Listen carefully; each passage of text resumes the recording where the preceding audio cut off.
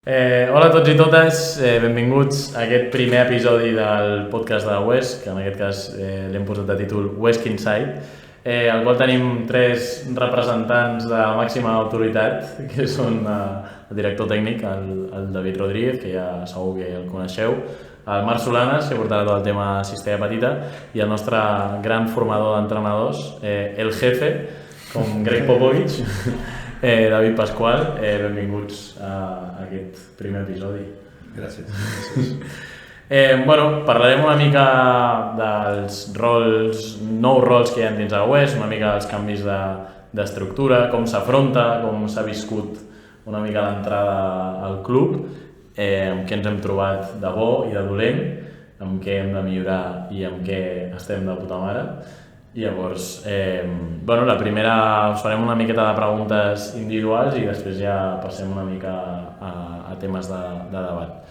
Llavors, si vols, com sempre el meu company de comunicació m'acompanya, vaig amb la primera pregunta pel jefe de los jefes, de Big Boss, David.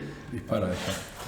Parlar una mica així pel club, a veure quins objectius tens marcats ara que ets director tècnic tant del masculí com del femení, una mica que ens expliquis els objectius que hi ha marcats una mica com a club a nivell global. Com ja sabem, la Wesc és un transatlàntic, és un club amb més de 700 participants a nivell de bàsquet. Llavors, el primer que vaig fer quan vaig rebre l'oferta per agafar les dues direccions tècniques juntes és sobretot ordenar i estructurar el que era l'organigrama o l'estructura esportiva. Per mi és essencial la continuïtat de gent com la Gemma, per exemple, que és una crac a l'hora de gestionar i de coordinar els equips promoció, el continuar tenint el Xavi Camacho, per exemple, que estarà involucrat amb el tema d'oficina i tal, però el que tenia clar és que necessitava gent nova, necessitàvem aire fresc, necessitàvem gent, podríem dir, intentar portar el millor en cada faceta de l'estructura esportiva. I estic molt content perquè en breus dies presentarem el coordinador dels equips competitius masculins, però a mi les dues persones que m'acompanyen avui jo crec que són peça clau al nou projecte. Per què? Perquè els clubs es construeixen des de baix i l'important de la cistella petita o l'escola des de preinfantil cap a baix és un treball bàsic. No només el tema esportiu, sinó el tema imatge, el tema educació als nens i nenes, el tema de confecció, la captació de nens i nenes al club és bàsic, i després la feina que farà el David, que és el tema de la mentoria d'entrenadors. Jo crec que pocs clubs poden dir que compten amb aquest servei. És un entrenador de molt alt nivell que està donant suport a entrenadors joves i entrenadors menys joves, però que necessiten una estructura d'entrenament, necessiten una estructura de projecte, saber per què treballen les coses i per què ho fan, i sobretot els jugadors que es donin compte de que les coses que fan a l'entrenament tenen un objectiu. Llavors, el primer era ordenar, vaig dir el millor de cada estructura, de cada secció. Jo crec que ells dos són dos dels millors que podien tenir.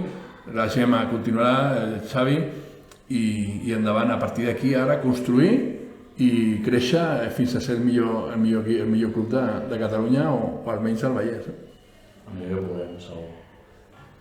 Molt bé, com has dit, el més important per construir un club és la part de cistella petita. Llavors la segona pregunta és pel Marc i volíem saber quines creus que són les claus per construir un club des de la base. El que hem de tenir són molts nens i moltes nenes. L'objectiu ha de ser poder captar nens i nenes de la ciutat que puguin començar el bàsquet o que hi hagin començat a jugar bàsquet a les seves escoles i seguir-los enganxant, enamorar-los de l'esport i a partir d'aquí donar-los una estructura tècnica, tàctica, que els permeti afrontar les categories ja quan es vagin fent grans, i que els nens es sentin competitius, que les nenes vagin creixent sentint-se competitives. Però sobretot la clau, el pilar, és tenir molts nens i moltes nenes. Quants més nens i nenes tinguem, més ens podrem ajustar al nivell de cada un d'ells per ajudar-los a créixer i més podrem aconseguir que els nostres equips de grans estiguin nodrits de jugadors de Sant Cugat, que s'hagin format aquí, que sàpiguen quina és la idiosincràsia del club i que aleshores puguem estar orgullosos de tenir en els primers equips jugadors i jugadores que s'hagin format a la ciutat. I tot això vindrà si som un referent dintre de la ciutat i si som capaços de captar molts jugadors i moltes jugadores. Sí. I ara pel Pascu, David Pasqual, des del punt de vista metodològic, quins diries que són els elements imprescindibles per fer evolucionar al màxim els jugadors? Per mi aquí, tirant una miqueta cap a casa, et diré que la clau és aconseguir tindre bons entrenadors, sembla una tonteria, no? Però una mica la tasca que hem estat desenvolupant juntament amb el Marc, amb el David i entre tots els entrenadors aconseguir fer un acompanyament perquè el jugador aconsegueixi desenvolupar-se amb l'objectiu que ha dit el Marc d'arribar al primer equip, no? Com ho podem aconseguir això? Doncs tenint un mètode, no? Que tinguis un mètode que almenys puguis avaluar, que cada entreno, que cada entrenador es prepari tingui molt clar quin és l'objectiu d'aquest entrenament, tingui molt clar que té un sentit, que té una progressió, o sigui, un entrenament no és un conjunt d'exercicis, no? Al final ha de tindre un objectiu, ha de tindre una finalitat i que aquests objectius i finalitats estiguin contextualitzats amb coses que passen en el joc. Si nosaltres som capaços de desenvolupar entrenadors que creïn aquestes tasques, que sobretot estiguin implicats i que tinguin ganes, els jugadors aniran creixent i aconseguirem l'objectiu fonamental, que per mi és que el màxim de jugadors aconsegueixin estar disponibles pel primer equip, no? Que al final tinguem aquest dilema de dir, ostres, és que en tenim tants que hem de decidir doncs, qui va al sènior A i qui està al sènior B, perquè tenim tants jugadors de casa. Quan arribem a aquest punt jo crec que haurem aconseguit, no? I quan deies allò del punt de vista metodològic, dels elements imprescindibles, jo penso que el més imprescindible i amb el que més focalitzarem és aconseguir que tots els equips estiguin el màxim de temps possible a la tècnica i a la tàctica individual, contextualitzades amb el joc i intentar donar el màxim de volum sobre aquestes coses. Sí, jo crec que el que heu dit els tres, o sigui, evidentment, 100% hi creiem tothom i anem a muerte amb això, però la realitat també és que arribeu aquí ara de nous. Llavors, una pregunta també així genèrica pels tres és quins són els principals punts que us heu trobat, no? Que creieu que es poden millorar. Després passarem als punts forts també, però per començar ara, els punts que més us heu trobat a l'arribada de dir, hòstia, això, o sigui, hem de començar per aquí perquè això ara mateix és el principal a millorar en aquesta etapa una mica de creixement del club. Bueno, jo crec que des que jo porto tota la direcció tècnica s'han fet passos endavant jo crec que són el mal endèmic del nostre club, que són el tema de les pistes. Jo crec que la Junta està treballant molt dur per aconseguir millors pistes de cara a l'any que ve. Crec que tindrem millors pistes de cara a l'any que ve, segur. I si aquestes persones que estem presentant avui, que venen a treballar, volen donar el màxim i volen posar la web el més a dalt possible, jo crec que des de la direcció tècnica i des de la Junta li tenim que donar les eines necessàries perquè ho puguin fer. I jo crec que bàsicament el mal endèmic és les pistes exteriors, el pla de pluja, entrenar fins a les 10 i pico de la nit equips cadets o equips sèniors entrenant fins a les 12 de la nit.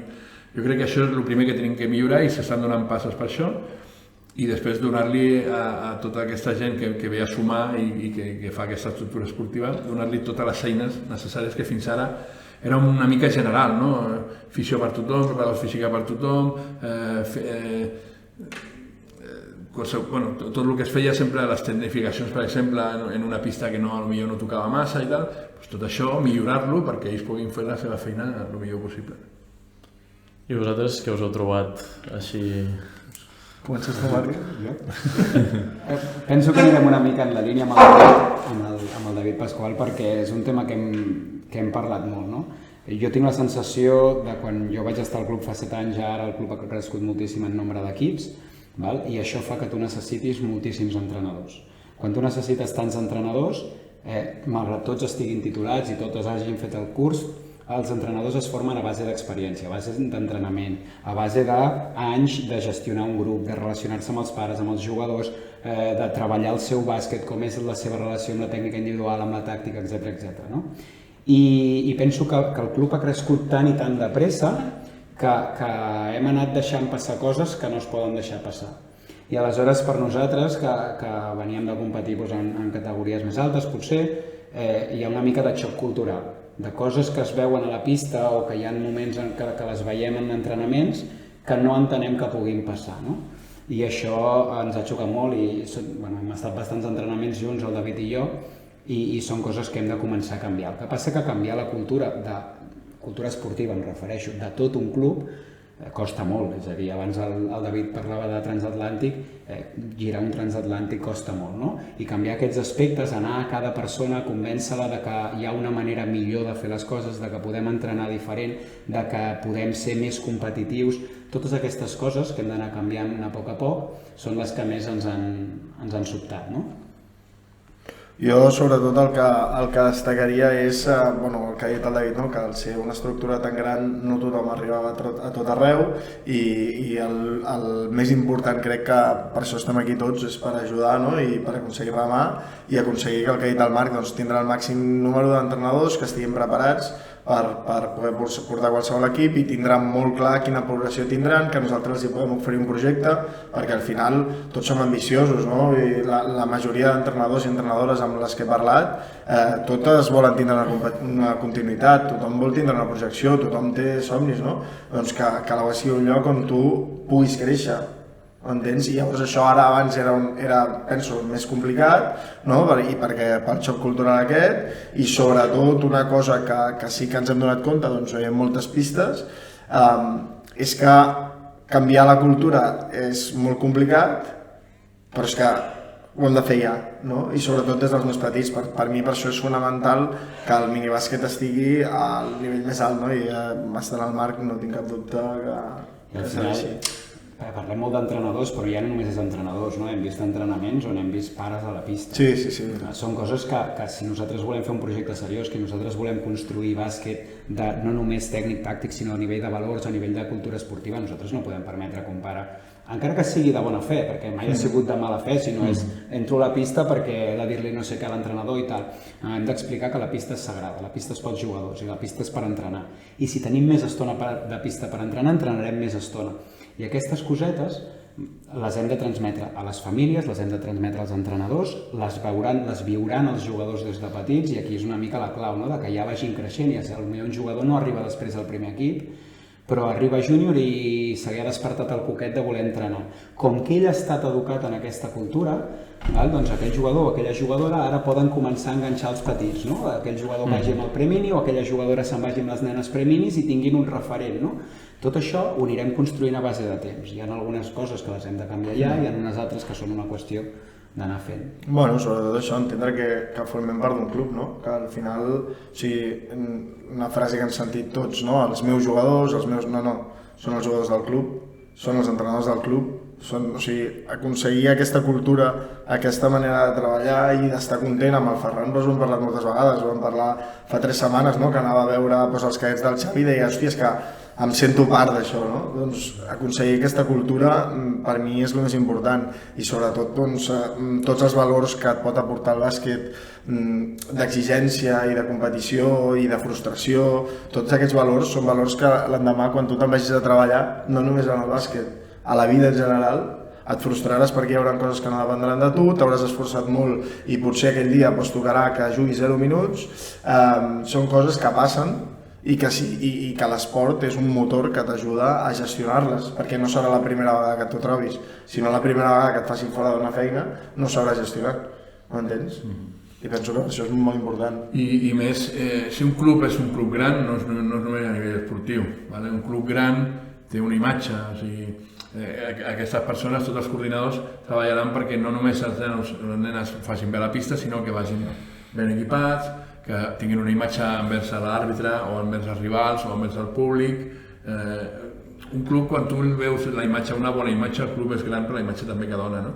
Llavors ja et dic, m'encanta que el club tingui el seu estil de joc, però que també tingui el seu estil d'imatge, i això és el que farem que allà on anem, a la UES, ja em consta que des de fora es veu un club bastant maco i es veu la gent que parlo, que es veu un club molt, no sé, molt agradable de veure, però si a sobre millorem aquests petits detalls, doncs que sí que guanyarem 2 vegades. No?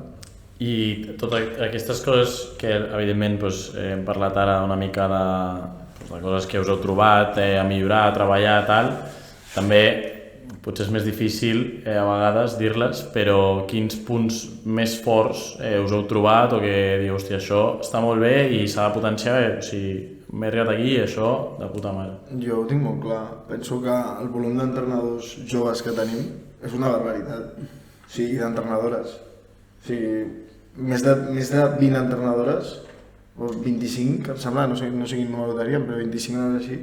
És una cosa que, o sigui, no n'hi ha. Arreu de Catalunya, volum d'entrenadors, volum de jugadors, o sigui, estem en un punt per mi clau, o sigui, i ara hem d'aconseguir que tot aquest volum que tenim aconseguir extreure el màxim de qualitat, no? És la nostra obligació, la nostra feina, una mica. Penso que aquesta és la clau de la UESC i la ubicació que té Sant Cugat, és un punt neuràlgic de tot. O sigui, tens Barcelona a 10 minuts, tens Sabadell a 15 minuts, Terrassa a 20 minuts, per mi és el més fort que té, i la massa social. Al final s'ha fet una tasca social per mi brutal, hi ha bastant sentiment de club i tota la gent jove mou moltíssim, tots els projectes solidaris, som capaços de moure moltes coses, doncs penso que tota aquesta força també es pot utilitzar per moure altres coses també. És que no afegiria massa. En la meva antiga etapa aquí, tot i que a mi no em tocava perquè jo vaig entrar en el primer equip, però no hi havia minibàsquet. I ara hi ha minibàsquet. Si tu vols crear una estructura d'un club que vagi creixent i que vagi fent les coses bé, has de tenir minibàsquet. I quants més jugadors i jugadores tinguis a minibàsquet, més pots créixer. Però això et representarà haver de tenir molts entrenadors. I en aquests entrenadors tenim molts de joves que tenen moltes ganes d'aprendre, que estan treballant amb el David, que estan cada dia millorant la manera en què fan els entrenaments. Per tant, això és superpositiu. La ubicació geogràfica, com deia el David, de Sant Cugat és excepcional.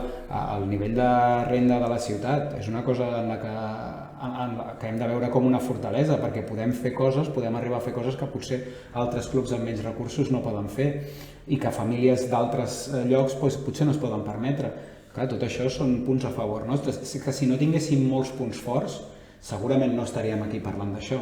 Estem aquí perquè creiem que és el lloc ideal per construir aquest projecte que deia el David, que pugui ser referent al Vallès, i més enllà del Vallès, tota aquesta zona d'aquí al voltant, Rubí, Ripollet, Cerdanyola, Sabadell, Barcelona, si anem cap a Castellbisbal, Molins, és que estem tots en 15 minuts i nosaltres som al centre de tot això. Doncs anem a vehicular un club que pugui fer tot això, no? Vale, i ja per acabar, una mica ho estaves parlant tu ara, Marc, però com veieu o com us agradaria veure la UESC d'aquí 5 anys? Ja que heu arribat com per fer créixer una mica el club a cadascú en el seu sector, com us agradaria veure el club? Home, jo a nivell esportiu m'agradaria que tots els equips de primera línia estiguessin a preferent o primer any amb el màxim de jugadors de Sant Cugat. Jugadors de la casa podríem dir, perquè si un nen de Rubí o un nen de Castellbisbal, com deia el Marc, ve a jugar amb nosaltres a mínim de segon any, doncs quan és cadet, ja és de la casa, ja porta uns anys amb nosaltres i ja és de la casa. Llavors a mi m'agradaria que la màxima competició possible amb el màxim de jugadors de Sant Cugat, però el primer equip també. El primer equip amb un EVA, amb un Le Plata, on arribem, però que sigui amb un percentatge de jugadors de la casa alt, perquè tot això significaria que el projecte ha funcionat, que els resultats han arribat i que realment no necessitem anar a buscar a fora el que podem fabricar i el que podem construir dintre de la casa. Llavors, a nivell esportiu per mi seria bàsic això, tenir un percentatge molt alt de jugadors de Sant Cugat dintre de tots els equips i sobretot amb el primer equip. Jo tinc bastant clar que per mi la UESC d'aquí 5 anys ha de ser un referent a Catalunya. O sigui, no ens podem deixar perdre aquesta oportunitat que tenim ara de ser un dels clubs referent a Catalunya en formació, que tothom sàpiga que al final els pares porten a les seves filles i els seus fills a entrenar bàsquet perquè se'ls inculquin uns valors i per millorar-los com a jugadores i jugadors de bàsquet.